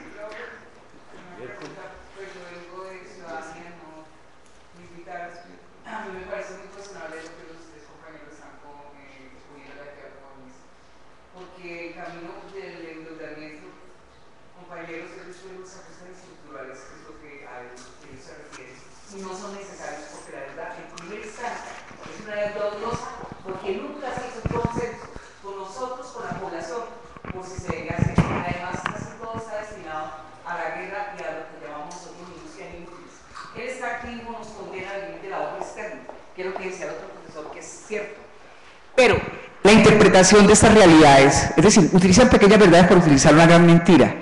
Le están pasando la mano por el lomo al neoliberalismo, es decir, a la vida adscrita a las leyes del mercado, en donde el Estado se convierte en simplemente un ente regulador y no en un ente que vele por los intereses generales de una nación. Solamente les dejo, compañeros y chicos y chicas, que en ustedes está el futuro, y en los colegas y los compañeros que están acá en la mesa, con mucho respeto me dirijo, pero profe, me parece muy cuestionable, y sobre todo también con las políticas agrarias. ¿Por qué? Porque los IDES, etcétera, simplemente es a nivel de condenar al cooperativismo, entre comillas, al campesinado, para resultar en una especie de esclavitud cibernética. Porque la refeudalización global del territorio, es decir, la nueva distribución de los territorios en el planeta, implica el desalojo de los campos y el hacinamiento en las ciudades, y a nivel sociológico, por eso es el fenómeno del chavalismo.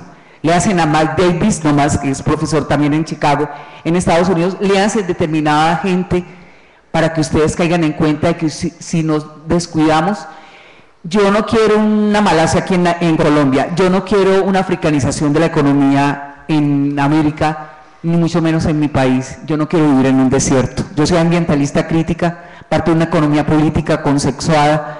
¿Con qué? Con los derechos fundamentales a futuro de las nuevas generaciones. Solo pensemos en eso, en qué le dejamos a la gente, y no vamos a estatalizar la deuda, que estos señoritos se farrearon, y con lo que tienen grandes capitales translatinos colombianos, privatizando la educación, pauperizando los contenidos, delimitando y condenando al profesorado y a los maestros, que con mucho respeto, gracias a ellos, ustedes han tenido legados, pero que hubiera sido mucho mejor si hubiéramos vivido de verdad una democracia, así de sencillo. Gracias.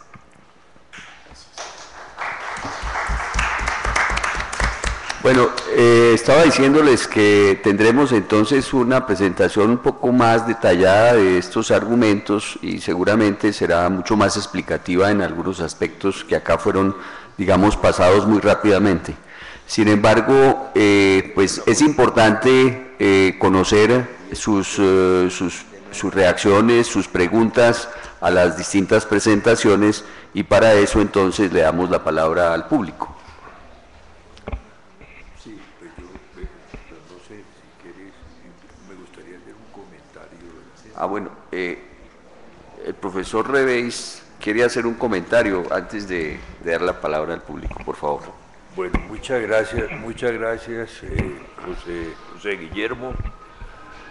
Yo creo que el conjunto de las presentaciones ha sido realmente muy interesante, porque no solamente son presentaciones, digamos, parciales sobre un tema, sino que yo veo que hay puentes entre las diferentes presentaciones. Y quiero resaltar algunos temas pues, que me han llamado la atención, y además con base en eso plantear también algunos interrogantes. Entonces, sobre la presentación que Indalecio hizo, yo creo que hay un gran interés para registrar que lo que se está reversando es el proceso de descentralización.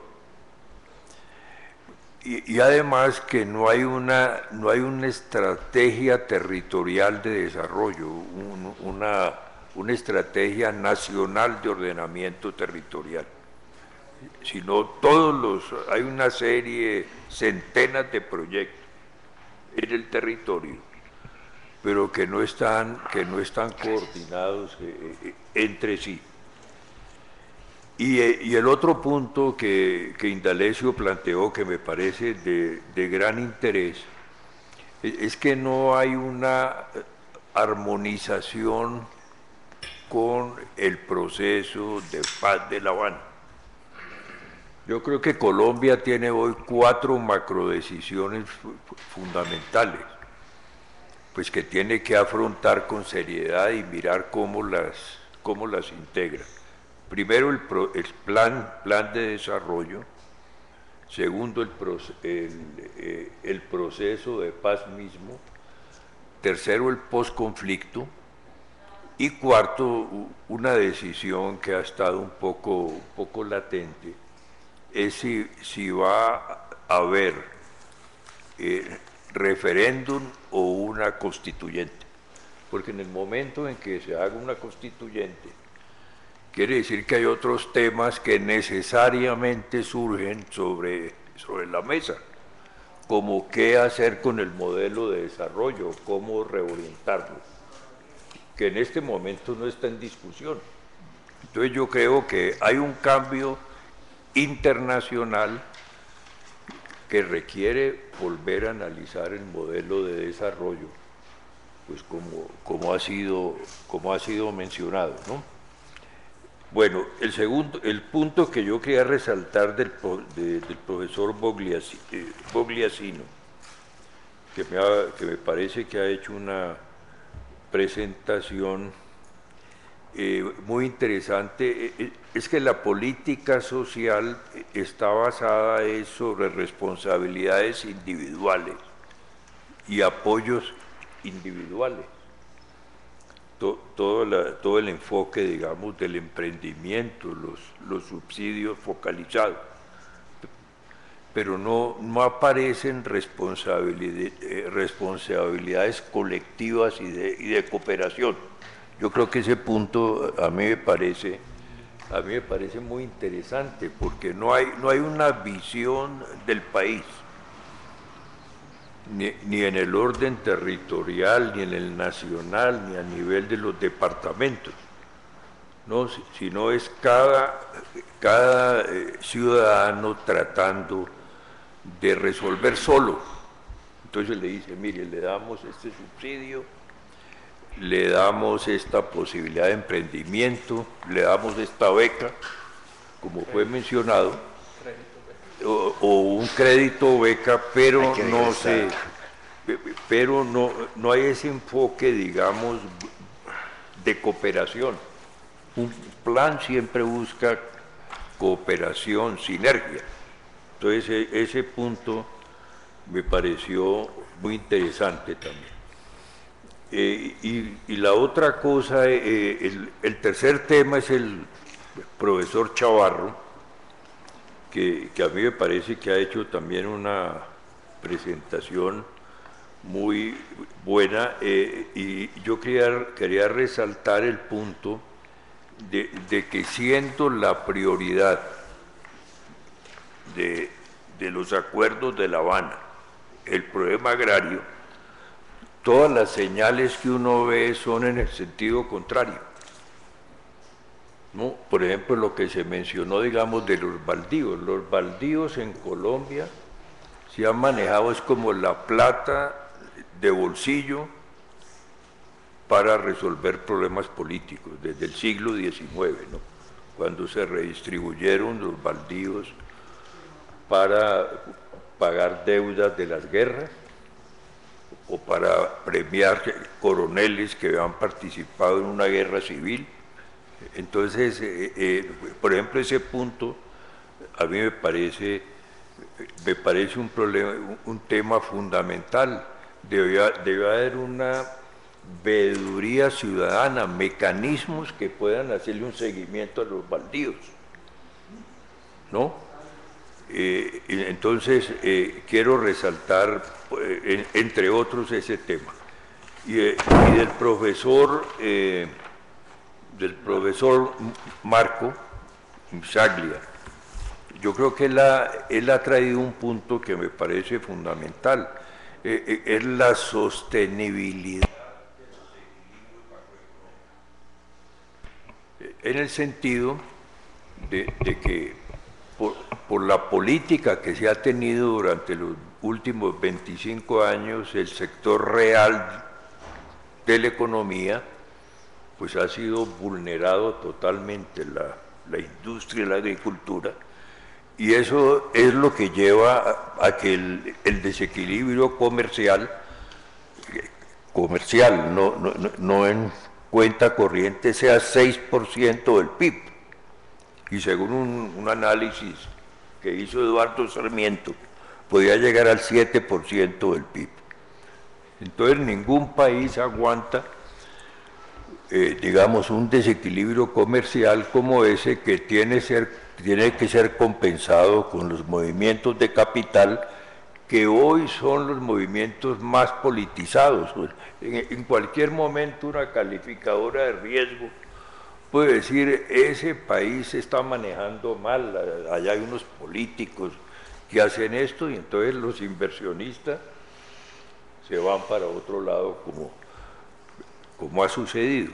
Entonces ese tema, y me llamó la atención el cálculo que se hizo, cuánto tendría que subir las exportaciones no petroleras, de 9% al 14%, y uno no ve que se estén creando los instrumentos ni las políticas para decir: mire, fortalezcamos la industria.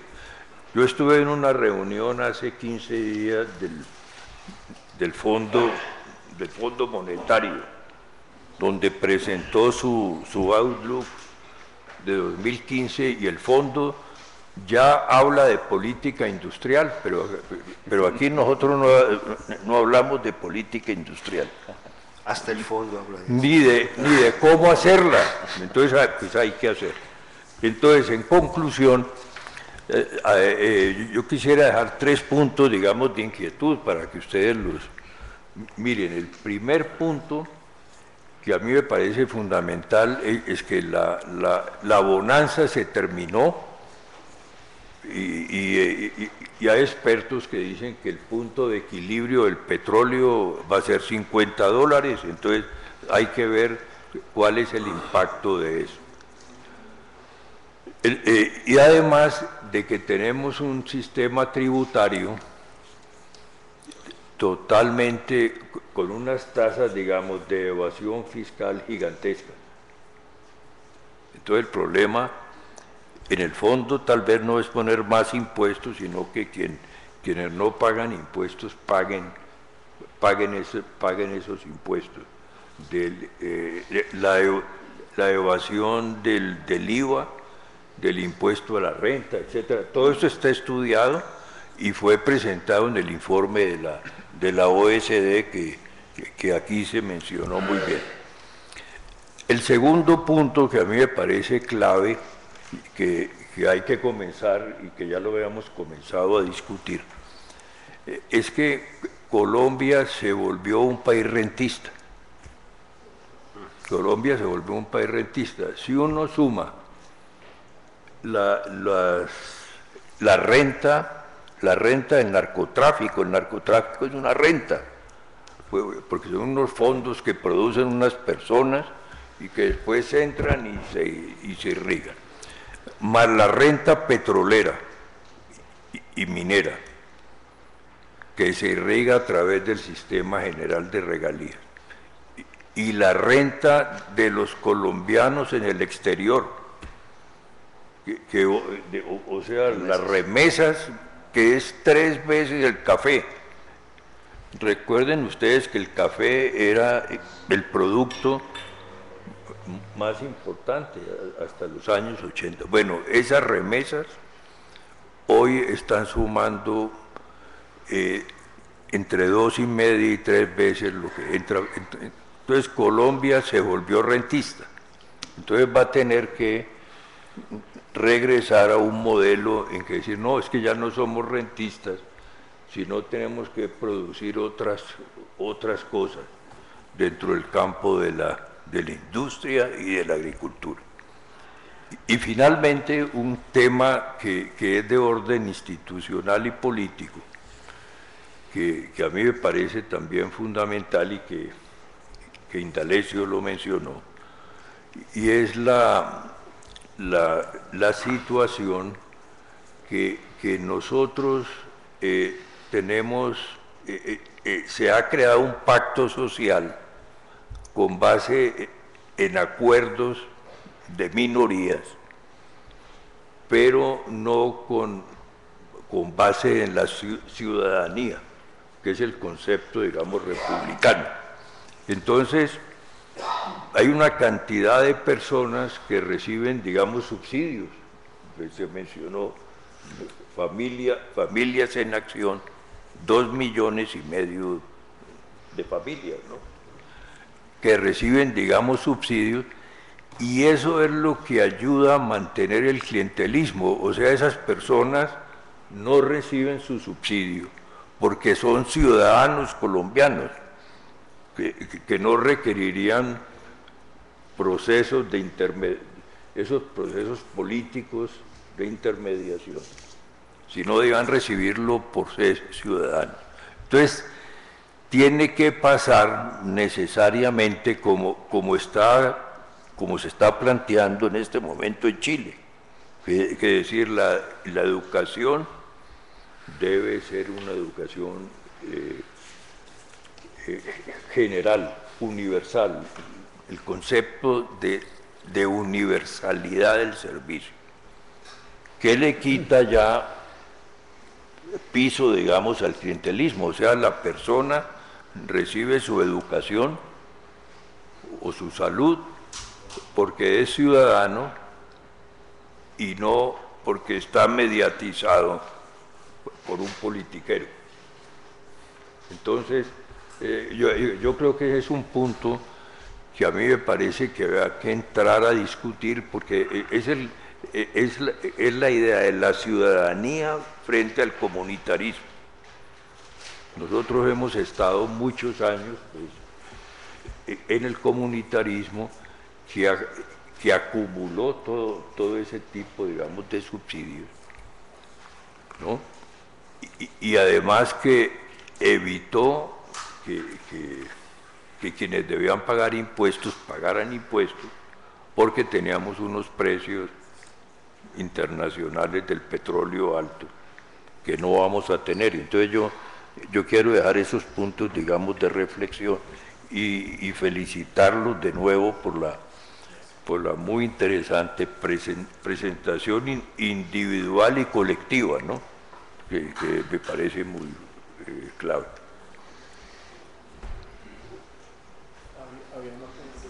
Sí, la señora ahí.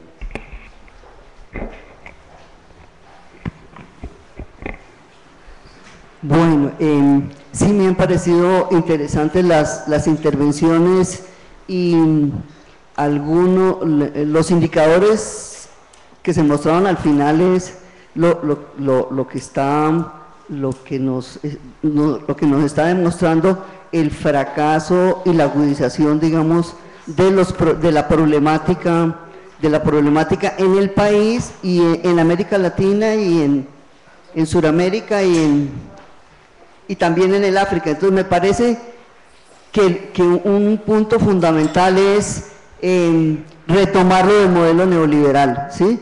Es que esto obedece a las políticas neoliberales, y si vemos en el caso de pues lo de la minoría, que es la minería y el petróleo y el agua, o sea, los recursos estratégicos, lo que estamos viviendo en Sudamérica y en Centroamérica es es la apropiación por parte de las multinacionales de los recursos estratégicos asociados con lo que estamos viendo incluso ahora con lo de memoria histórica, que están retomando todo eso, es el desplazamiento de la población, la apropiación de la tierra, 7 millones de hectáreas de tierra, el desplazamiento de la población y el asesinato asociado con paramilitarismo, narcotráfico y los mal llamados falsos positivos. Eso por un lado, digamos, como me parece como fundamental para hilar varios puntos y diferenciar. Me parece que es importante diferenciar. Una cosa es que como parte de la política neoliberal es que se tiene el asistencialismo, que son las políticas de familias en acción, las becas, todo lo que se estaba señalando. Eso es parte de la política internacional y que ha estado agenciada por el Fondo Monetario Internacional aquí y en el África, que estamos en las mismas condiciones con los recursos estratégicos. Otro punto también que me parece muy importante es recordar la competencia desleal en condiciones de dumping de Estados Unidos, como está subsidiando la producción y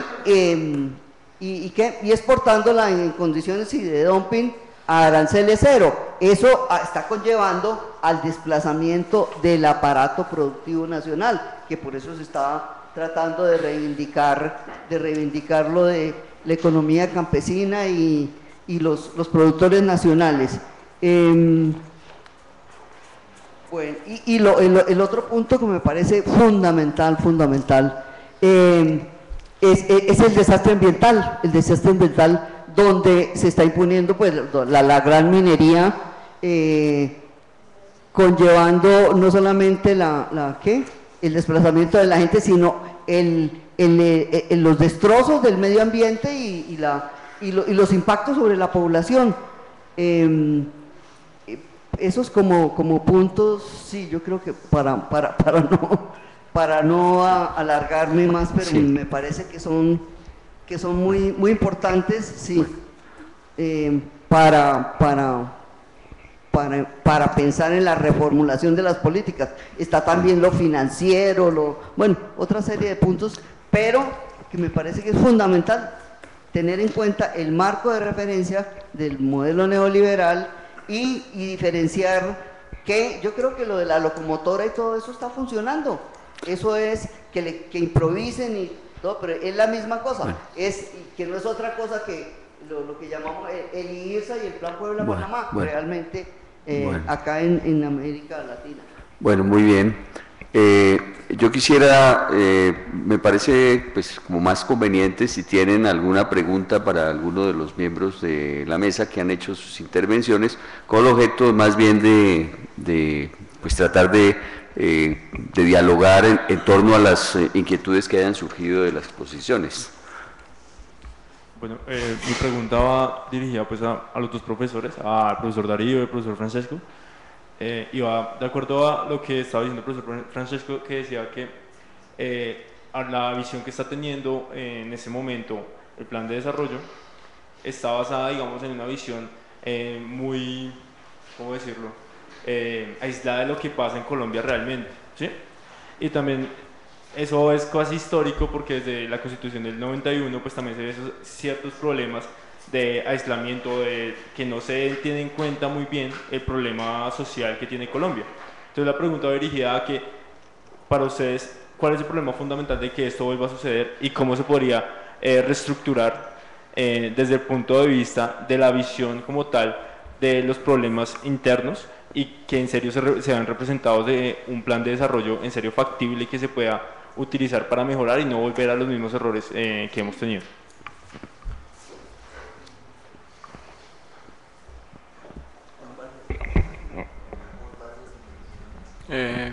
No sé cómo prefieran hacer. Buenas noches. Sí, no, tomamos otra pregunta. Yo represento una empresa de economía solidaria y desarrollé una teoría sobre la marginalidad estructural e histórica en Colombia y América Latina. En ese contexto, la presencia en la academia, que la he hecho con regularidad, ha sido siempre para manifestar, por un lado, que esa marginalidad se expresa en lo que hoy un diagnóstico muy claro nos han hecho los eminentes profesores, porque nos invitaron para reflexionar sobre el plan y mirar elementos que precisamente la opinión pública está rechazando y que se necesita concurrir a los organismos pertinentes para que los elementos estructurales del atraso, de la neocolonización que se están haciendo con esta ahora medida macroeconómicas, pues simplemente deben ser denunciadas como políticas antinacionales. Y por lo tanto se necesita, y recomiendo a los señores profesores, orientar al sector que maneja ante el Consejo de Estado y la Corte Constitucional los temas de violación a la soberanía del país, como la entrega a la OCDE directamente sin que pase por el Congreso. No lo estoy diciendo yo, es de opinión pública y me extraña que esa opinión no esté contextualizada en la academia, sobre más de 24 elementos de entrega a la OCDE de la soberanía nacional, como por ejemplo uno solo muy grotesco: eliminar las plazas de mercado para que el mercantilismo termine de tener su égida y llegue hasta las últimas expresiones. En ese contexto, sí quisiera, porque es responsabilidad de ciudadanos, dirigentes, élites intelectuales y educadoras y formadoras de una juventud, que les señalemos. Yo muestro un botón, soy codenunciante del señor ministro de Hacienda por tentativa de peculado en beneficio de terceros, y nos apoyamos ciertamente, como aquí lo están haciendo, en las eminentes orientaciones científicas de un gran escritor en economía, experto en hacienda pública, que aquí hemos mencionado y es entre nosotros muy conocido, el doctor Sarmiento. Y él mismo ya en sus últimas intervenciones está señalando las trapisondas, por ponerle un contexto distinto, a que está acudiendo los ministros para vender algo que es el corazón de la patria, como es Sisagenda. Y en ese contexto debemos hacerlo, porque ya lo dijeron, el neoliberalismo ya está de para atrás, pero en Colombia tiene la meca. Y tiene la meca por lo que dijo el eminente secretario perpetuo de la academia. Los subsidios intronizados desde el Estado por un movimiento político minoritario que está allí como dictador, como tirano y ahora en el Congreso, con el beneplácito de Estados Unidos, a pesar de ser el narcotraficante 82 del país. Y segundo, más importante, en las cuentas es necesario meter, como lo hizo Reagan. Yo no estoy diciendo que metan la economía de la droga, pero sí en las cuentas. Ustedes saben que cuando se agotó M1 en Estados Unidos en esa época era porque andaban en las maletas y en cajas guardadas en apartamentos toda la plata de la droga y se tomaban M1. Y el señor de la Reserva Federal en ese momento, Paul Volcker, le sugirió al presidente que ese callado no diga nada. Y aquí hay 70 billones de dólares, hay 1000 toneladas que están exportando y eso está afectando la economía del país. Y entonces eso no está en el plan, pero por lo menos la academia debe ser honesta en mostrar que sí está en la economía subterránea y que es un capítulo muy importante en la construcción, en las inversiones en las compras de acciones, en todas estas cosas, que es toda una mafia, que debemos tocarla porque es la corrupción que nos está acabando. Muchas gracias. Bueno, yo le voy a dar la palabra a los profesores si tienen algún comentario adicional antes de cerrar la sesión. Sí, el quehacer es complejo y seguro muchas cosas, pero uno le da la impresión que hay un modelo que se agotó. O sea, son por lo menos 30 años mal contados de abandono del agro, ¿no? Pero del agro no, cuando uno dice el agro de los campesinos y de la producción nacional, que fortalece importación de alimentos y que fortalece grandes plantaciones. Y es un abandono de política industrial. Se desmontaron de hecho los fondos y los bancos especializados en eso se apocaron muchísimo. De la plata y de las estrategias de las instituciones de los 70 muy poco queda. Y hemos vivido dice el profesor Marco, de que desde afuera nos prestan para el endeudamiento de las familias.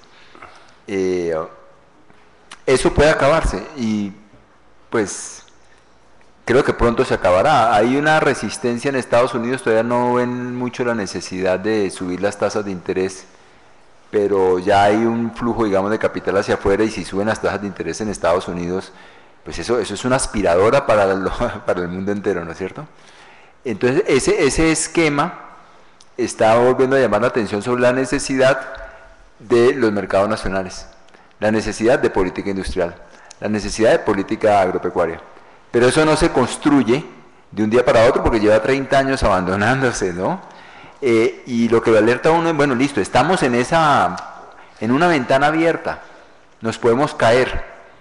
Hemos deshecho buena parte de lo que se habían dado y hay que, digamos, que darle una inflexión a la tendencia y volver a tener políticas industriales, políticas agropecuarias, políticas de extensión del mercado nacional, y necesariamente eso pasa por estrategias diferenciadas de desarrollo territorial.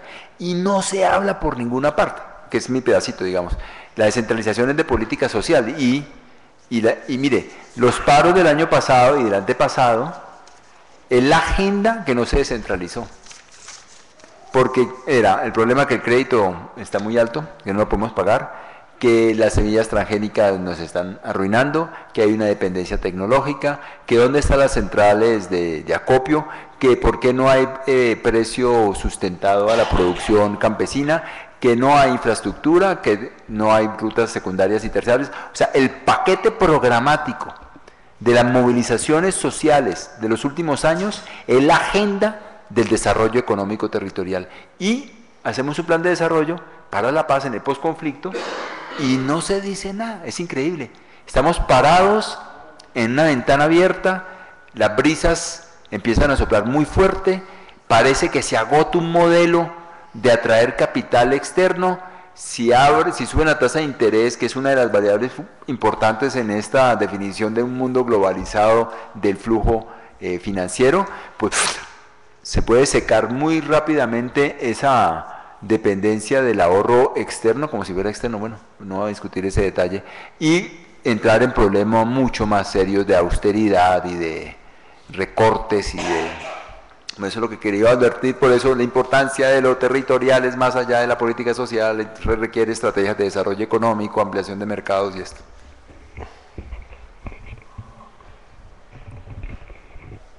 Bueno, no creo que quede mucho tiempo, pero habría muchas cosas que decir.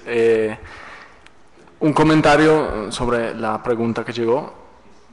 Yo creo que el tema fundamental no es tanto lo que deberíamos hacer para revertir la dinámica, sino tomar conciencia de que lo que se hizo fue precisamente eliminar las posibilidades de hacer. O sea, lo que debería ser claro es que en los últimos 10, 15 años los TLC han sido un método de gobierno, ¿ok? O sea, ha sido la manera a través del vínculo externo, básicamente limitar las posibilidades de acciones a nivel de política fiscal, política tributaria. Entonces, ahí es donde se agota el espacio para hacer política social alternativa, y es por eso que lo que se hace ha sido el targeting, o sea, las políticas finalizadas. El tema no es tanto, deberíamos hablar, yo creo, es mi punto de vista, y no es tanto deberíamos hablar de economía campesina, sino que no se puede hablar de economía campesina, punto. O sea, no es posible en estas condiciones, con la economía, con una ráfaga de TLC y estas condiciones externas que de facto han impuesto una regla fiscal a Colombia, que efectivamente la tiene. Básicamente no es posible pensar a un modelo alternativo hasta que no se genere un margen de maniobra otra vez. Básicamente es inútil pensar una estrategia alternativa porque se han creado la situación para que la estrategia alternativa no se pueda implementar, cual que sea.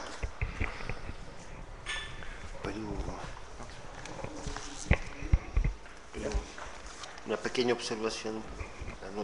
Gracias. Muy rápidamente, solamente para decir que me impactó mucho, en un sentido muy positivo, lo que dijo el profesor Reveis sobre ciudadanía versus comunitarismo y creación de recursos versus renta. Me parecen esas dos categorías interpretativas muy importantes. Yo no sé, les digo la verdad, qué hay que hacer. Además tengo muchísimo respeto por las historias nacionales. Yo no soy colombiano, estoy intentando entender este país, etcétera, etcétera. Entonces creo que hay personas en una posición mucho intelectual, mucho mejor que la mía para decir lo que hay que hacer. Lo único que quiero decir es que si estas grandes categorías interpretativas, renta versus creación de recursos, ciudadanía versus comunitarismo, son muy importantes. Nos permiten leer las políticas, nos permiten poner en la política un poco de sabiduría, un poco de equilibrio, menos ideología, más pragmatismo, digamos así. Solamente quiero darle un ejemplo sobre la idea de renta. Antes de empezar la charla, hablando con el profesor Reveis, él hablaba de un libro que Ranis escribió en los años 60, una comparación entre Corea y Colombia. Corea del Sur es un ejemplo perfecto, en mi opinión, de cómo utilizar la renta como instrumento de desarrollo. Un par de ejemplos. Ponían aranceles sobre las importaciones de varios productos. Aranceles temporáneos, digamos, un arancel sobre la importación de bicicletas por 5 años. De esa forma, el gobierno está creando una renta. Le está haciendo un grande favor al productor local de bicicletas. El pacto social era lo siguiente. Yo gobierno, era un gobierno fuerte, ni siquiera se trataba de una democracia en los años 60 en Corea del Sur. Yo te estoy regalando una renta, pero no es un regalo en cambio de la nada. En cambio, tú tienes que exportar más. Hay criterios de performance. Si tú no logras satisfacer esos criterios, te quito el arancel. Otro ejemplo, Surcorea en esos años. Subsidiaban la tasa de interés que se ganaban los bancos. O sea, otra vez le regalaban una renta a los bancos. En cambio, los bancos tenían que abrir, digamos, en lugares, en el campo, en lugares periféricos del país, digamos, para desarrollar la creación del ahorro. O sea, una renta siempre se puede utilizar como pacto social. A mí me parece esa la esencia profunda de una política de desarrollo. Eliminar las rentas es muy complicado, prácticamente. El punto es cómo utilizar una renta. Y es una forma, digamos, de pensar las políticas públicas y las políticas económicas en Colombia. Bueno, muy bien, yo creo que muchas gracias a los asistentes, a los colegas que estuvieron acá, y les recuerdo, quienes tengan interés en conocer con más detalle estos análisis, los invitamos para que nos acompañen el miércoles de la próxima semana entre las 9 y las 12 o 1 de la tarde en el auditorio principal de la facultad. Buenas noches. Muy bien.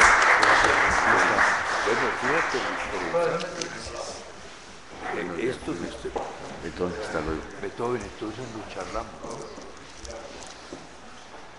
Muy interesante esta reflexión que nos han hecho.